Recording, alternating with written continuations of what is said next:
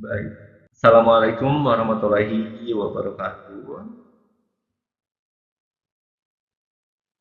Salam sejahtera untuk kita semua. Apa kabar semua generasi pelurus bangsa? Semoga kalian dalam keadaan sehat dan juga baik kabar. Amin. Untuk kesempatan kali ini, materi kita yaitu tentang menganalisis tata urutan peraturan perundang-undangan di Indonesia atau yang lebih familiar dengan istilah hierarki peraturan perundang-undangan. Seperti itu. Nah,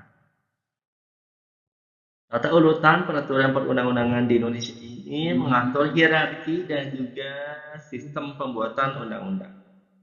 Nanti pada materi ini kita akan memahami prinsip-prinsip dan kedudukan dari setiap jenis peraturan. Nah, dokumen ini akan memberikan wawasan komprehensif tentang struktur hukum yang mendasari sistem perundang-undangan di Indonesia. Apa itu tata urutan peraturan perundang-undangan? Yang pertama adalah hierarki peraturan. Jadi tata urutan mengatur kedudukan relatif berbagai jenis peraturan perundang-undangan dari konstitusi hingga ke peraturan daerah. Yang kedua, sistem pembentukan. Tata urutan juga menetapkan proses dan persyaratan pembuatan undang-undang pada setiap tingkatan. Yang ketiga, kepastian hukum. Dengan hierarki yang jelas, tata urutan menjamin konsistensi dan kepastian hukum dalam sistem perundang-undangan. Pentingnya tata urutan peraturan perundang-undangan. Tata urutan peraturan perundang-undangan merupakan aspek fundamental dalam sistem hukum Indonesia. Ini memastikan konsistensi, kepastian, dan hierarki yang jelas di antara berbagai jenis peraturan, mulai dari konstitusi hingga ke peraturan yang ada di daerah. Pemahaman yang baik tentang tata urutan ini memungkinkan pemerintah, lembaga, dan warga negara untuk mematuhi peraturan yang berlaku dan menciptakan lingkungan hukum yang kohesif. Lantas, dasar hukum tata urutan peraturan perundang-undangan di Indonesia ini tertuang atau diatur dalam Undang-Undang Nomor 12 Tahun 2011 tentang pembentukan peraturan perundang-undangan. Undang-undang ini menetapkan hierarki dan mekanisme pembentukan berbagai jenis peraturan, mulai dari undang-undang hingga peraturan daerah. Nah, ini memberikan kerangka hukum yang kuat untuk memastikan konsistensi dan legalitas dalam sistem perundang-undangan nasional. Nah, tadi dasar hukumnya Undang-Undang Nomor 12 Tahun 2011, kemudian ada Undang-Undang Dasar tahun 1945 sebagai landasan konstitusional sistem peraturan perundang-undangan di Indonesia, dan juga ada ketetapan MPR yang menjelaskan kedudukan, fungsi, dan hubungan antar lembaga negara. Nah, hierarkinya ada tingkat tertinggi, tingkat menengah, dan tingkat terendah. Pada tingkat tertinggi ada Undang-Undang Dasar 1945 sebagai konstitusi negara. Ini merupakan landasan hukum tertinggi yang memuat prinsip-prinsip dasar penyelenggaraan negara. Kemudian tingkat menengah. Di bawahnya terdapat undang-undang, peraturan pemerintah, dan peraturan presiden yang diterbitkan untuk melaksanakan undang-undang. Dan tingkat rendah, terdapat peraturan menteri dan peraturan daerah yang diterbitkan untuk menjalankan peraturan di atas. Hierarkinya ada Undang-Undang Dasar 1945, kemudian ada ketetapan MPR, yang ketiga ada undang-undang. Baik, kedudukannya ini ditambah dengan peraturan daerah. Satu Undang-Undang Dasar, dua Undang-Undang, tiga peraturan pemerintah, dan yang keempat ada peraturan daerah. Prinsipnya apa saja dalam tata urutan peraturan perundang-undangan? Yang pertama ada hierarki, yaitu setiap peraturan harus selaras dengan peraturan yang lebih tinggi. Tidak boleh ada pertentangan antar peraturan. Kemudian legalitas. Semua peraturan harus memiliki dasar hukum yang jelas, dibuat melalui prosedur yang sah, dan juga akuntabilitas. Peraturan harus dapat dipertanggungjawabkan pembuatannya, transparan, dan dapat diakses oleh publik. Yang pertama, pengertian Undang-Undang Dasar. Undang-Undang Dasar adalah peraturan tertinggi dan dijadikan sebagai landasan hukum bagi seluruh peraturan perundang-undangan yang ada di Indonesia. Nah, Undang-Undang Dasar ini mengatur mengenai aturan dasar penyelenggaraan negara seperti sistem pemerintahan, pembagian kekuasaan, serta hak dan kewajiban warga negara. Undang-Undang Dasar merupakan dokumen konstitusi yang menjadi pedoman utama dalam penyelenggaraan pemerintahan dan kehidupan berbangsa di Indonesia. Proses pembentukan Undang-Undang Dasar seperti apa sih? Nah, pembentukan Undang-Undang Dasar di Indonesia dilakukan melalui rapat panitia ad hoc yang dibentuk oleh Majelis Permusyawaratan Rakyat MPR. Panitia ad hoc ini akan melakukan pengkajian dan pembahasan terhadap rancangan Undang-Undang Dasar. Setelah melalui serangkaian proses pembahasan, hasil akhirnya akan disahkan dalam sidang umum MPR. Undang-undang yang telah disahkan ini akan berlaku sebagai landasan hukum tertinggi di Indonesia. Nah, kedudukan Undang-Undang Dasar yaitu satu sebagai acuan tertinggi. Undang-Undang Dasar menjadi landasan hukum tertinggi yang mengikat seluruh komponen negara. Yang kedua adalah sebagai pengujian materi. Setiap peraturan perundang-undangan di bawah Undang-Undang Dasar dapat diuji dan dibatalkan jika bertentangan dengan Undang-Undang Dasar. Yang ketiga, perubahan terbatas. Perubahan Undang-Undang Dasar hanya dapat dilakukan melalui mekanisme khusus yang ketat dan memerlukan persetujuan yang luas. Yang kedua, tahap MPR. Proses pembentukan ketetapan MPR itu melalui inisiasi. Ketetapan MPR dapat diusulkan oleh Presiden, DPR, atau anggota MPR. Yang kedua, pembahasan di Majelis Permusyawaratan Rakyat. Usulan tetap MPR akan dibahas dan ditetapkan dalam rapat paripurna MPR. Yang ketiga, pengesahan. Tetap MPR yang telah dibahas dan disetujui akan disahkan oleh pimpinan MPR. Yang keempat, pengundangan. Setelah disahkan, tetap MPR akan diundangkan dalam lembaran negara.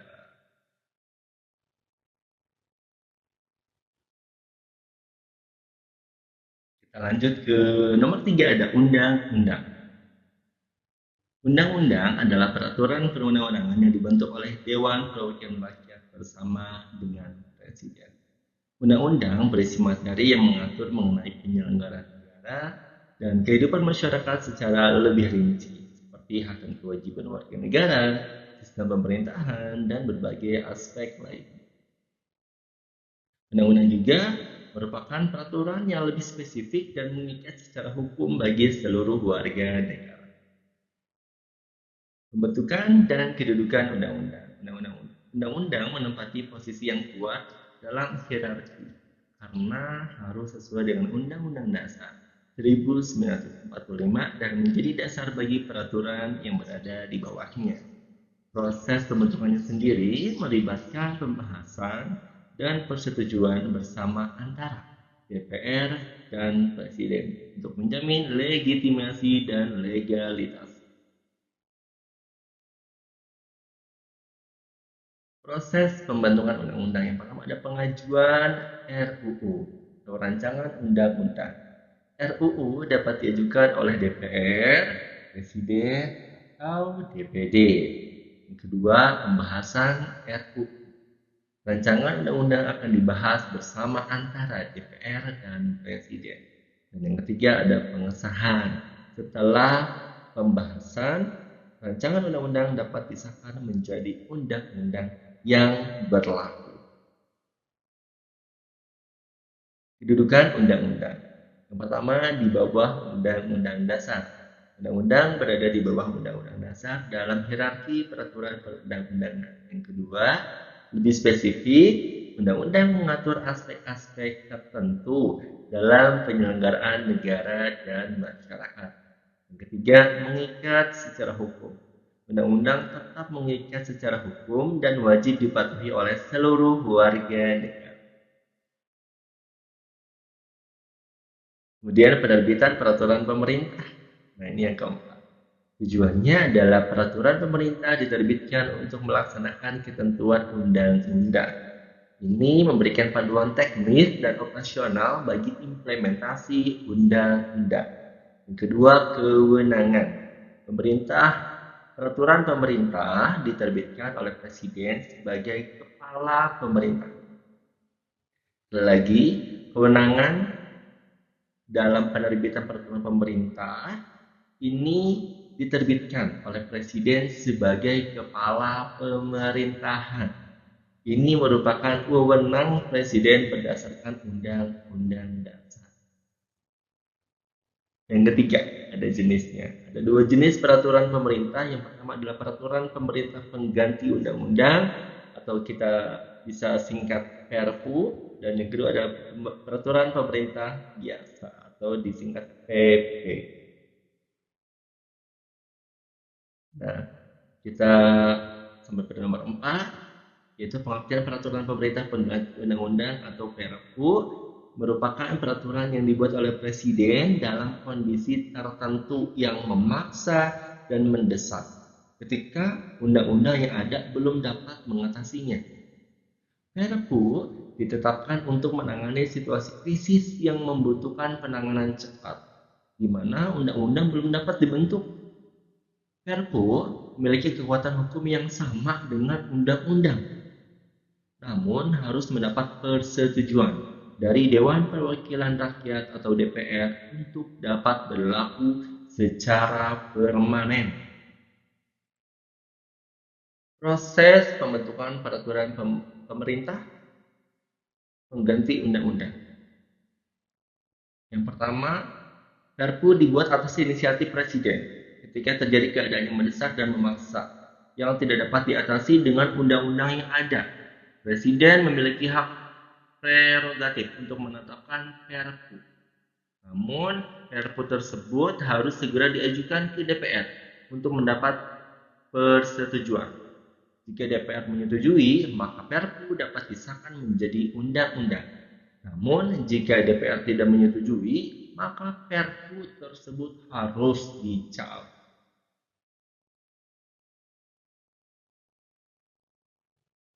Nah, inilah dia alurnya, yang penetapan Perpu oleh Presiden, kemudian pengajuan ke DPR untuk mendapat persetujuan. Yang ketiga,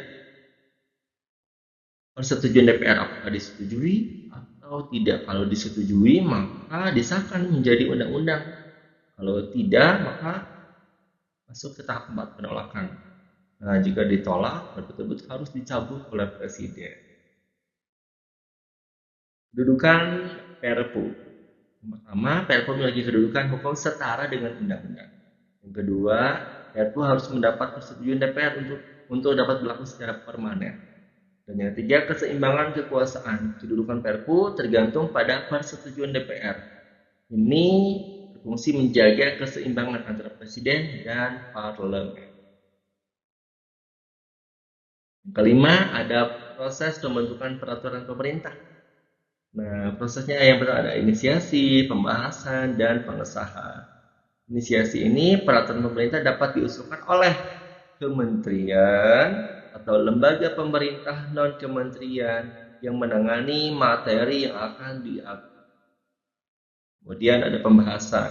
Rancangan peraturan pemerintah akan dibahas bersama Kementerian Hukum dan HAM untuk memastikan kesesuaian dengan peraturan yang lebih tinggi. Kemudian ada pengesahan. Setelah disetujui, peraturan pemerintah akan ditandatangani oleh Presiden. Nah, ini prosesnya ada inisiasi, pembahasan, pengesahan, dan pengundangan. Di tahap pengundangan ini, peraturan Presiden yang telah disahkan akan diundangkan dalam lembaran negara.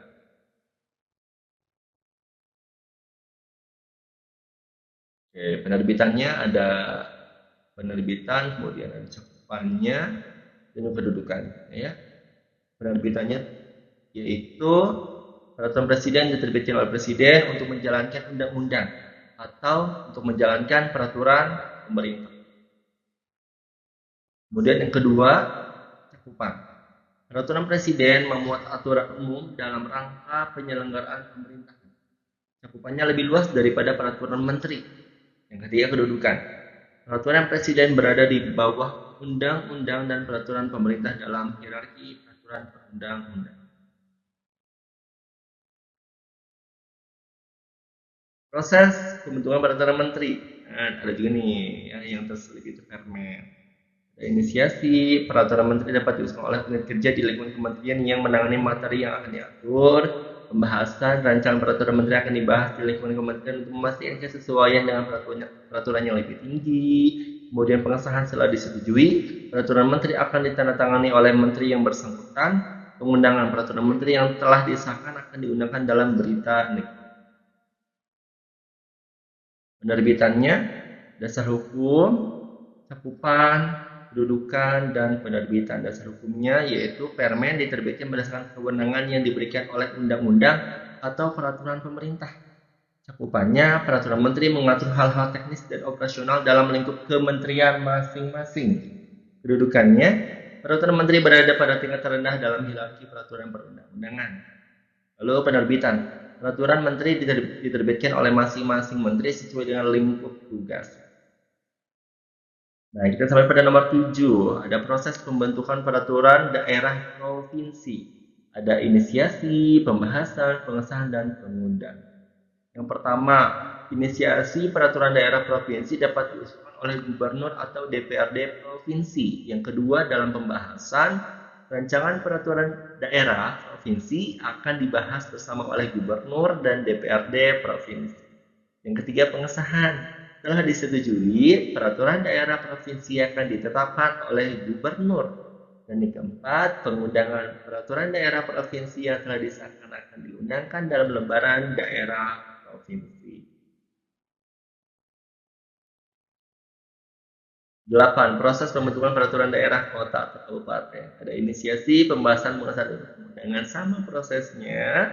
Cuman di sini perbedaannya yaitu peraturan daerah kota kabupaten dapat diusulkan oleh wali kota, bupati atau DPRD kota kabupaten. Pembahasannya, rancangan perda kota kabupaten akan dibahas bersama oleh wali kota atau bupati dan DPRD kota atau kabupaten. Pengesahannya setelah disetujui peraturan daerah kota atau kabupaten akan ditetapkan oleh wali kota atau bupati. Yang keempat, pengundangan peraturan daerah kota kabupaten yang telah disahkan akan diundangkan dalam lembaran daerah kota atau kabupaten. Tantangan dalam implementasi tata urutan peraturan perundang-undangan. Nah, ini ada harmonisasi, menjaga konsistensi dan harmonisasi antara berbagai tingkatan peraturan perundang-undangan sering menjadi tantangan. Peraturan di tingkat yang lebih rendah harus selaras dengan yang lebih tinggi. Yang kedua, konflik kewenangan. Tumpang tindih kewenangan antara lembaga pemerintah pusat dan daerah dapat memicu konflik dalam implementasi peraturan perundang-undangan. Monitor dan evaluasi ini menjadi yang ketiga dalam tantangan. Nah, diperlukan mekanisme monitor dan evaluasi yang efektif untuk mengawasi kepatuhan terhadap tata urutan peraturan perundang-undangan.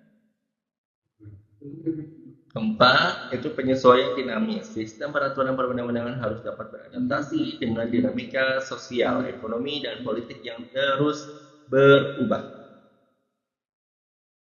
Kita sampai pada permasalahan dalam tata urutan peraturan perundang-undangan. Yang pertama, ada tumpang tindih. Adanya pertentangan dan ketidakselarasan antara peraturan yang lebih tinggi dan lebih rendah. Kedua, inkonsistensi. Peraturan yang saling bertentangan atau tidak saling merujuk dengan benar. Yang ketiga, delegasi berlebihan. Peraturan yang terlalu banyak mendelegasikan aturan teknis ke peraturan di bawahnya. Lalu apa upaya penyempurnaan tata urutan peraturan perundang-undangan? Yang pertama ada revisi undang-undang, memperbaiki materi muatan dan harmonisasi antar peraturan. Kedua, evaluasi regulasi, mengkaji dan mengevaluasi efektivitas peraturan yang ada. Yang ketiga, konsultasi publik, melibatkan masyarakat dalam proses penyusunan peraturan. Studi kasus, pelanggaran tata urutan peraturan perundang-undangan. Yang pertama ada peraturan daerah, mengatur hal-hal yang seharusnya diatur dalam peraturan pemerintah. Yang kedua, peraturan pemerintah tidak selaras dengan ketentuan undang-undang yang seharusnya menjadi landasannya. Yang ketiga, undang-undang, pertentangan dengan undang-undang dasar sebagai hukum tertinggi. Berikutnya, kita pentingnya menjaga konsistensi tata urutan peraturan perundang-undangan. Yang pertama, menjadi kepastian hukum, menjamin konsistensi dan keselarasan aturan, mencegah konflik hukum. Kedua, perlindungan hak, memastikan hak-hak warga negara terlindungi dengan baik oleh aturan. Yang ketiga, efektivitas implementasi, memudahkan penegakan hukum dan pelaksanaan peraturan di lapangan. Nah, inilah dia kedudukan dan kekuatan hukum masing-masing jenis peraturan perundang-undangan. Jenis peraturan yang pertama ada Undang-Undang Dasar 1945, kedudukannya hukum tertinggi, kekuatannya mengikat secara umum. Kedua, ketetapan MPR atau TAP MPR di bawah Undang-Undang Dasar 1945, kedudukannya dan kekuatan hukumnya mengikat secara umum. Yang ketiga ada Undang-Undang atau Perpu, peraturan pemerintah pengganti undang-undang. Nah, di bawah Undang-Undang Dasar dan juga TAP MPR kedudukannya. Kekuatan hukumnya mengikat secara umum. Yang keempat ada peraturan pemerintah. Kedudukannya berada di bawah undang-undang. Kekuatannya mengikat secara umum. Yang kelima ada peraturan presiden. Kedudukannya di bawah undang-undang dan peraturan pemerintah. Kekuatan hukumnya mengikat secara umum. Yang keenam, ada peraturan menteri di bawah peraturan presiden dan peraturan pemerintah. Kekuatan hukumnya mengikat di lingkungan kementerian saja atau di internal kementerian. Kemudian berikutnya ada peraturan daerah provinsi. Nah, di bawah undang-undang dan peraturan pemerintah kedudukannya dan kekuatan hukumnya mengikat di wilayah provinsi. Dan yang terakhir ada peraturan daerah, kota, atau kabupaten. Kedudukannya di bawah undang-undang dan peraturan pemerintah. Kekuatan hukumnya mengikat di wilayah kota atau kabupaten. Kesimpulan dan rekomendasi. Tata urutan peraturan perundang-undangan di Indonesia merupakan fondasi penting bagi sistem hukum nasional. Melalui kajian yang mendalam, dipahami bahwa hierarki ini memberikan kerangka kerja yang jelas bagi pembentukan dan implementasi berbagai jenis peraturan. Namun, tantangan seperti harmonisasi, konflik kewenangan, dan adaptasi terhadap perubahan terus dihadapi. Upaya yang berkesinambungan diperlukan untuk memperkuat dan menyempurnakan sistem ini, sehingga dapat memberikan kepastian hukum dan mendukung pembangunan Indonesia yang berkelanjutan. Itulah tadi materi tentang tata urutan peraturan perundang-undangan. Semoga bisa bermanfaat dan memperoleh wawasan yang lebih luas lagi mengenai tata urutan peraturan perundang-undangan yang ada di Indonesia. Kurang lebihnya mohon maaf apabila ada kesalahan. Assalamualaikum warahmatullahi wabarakatuh.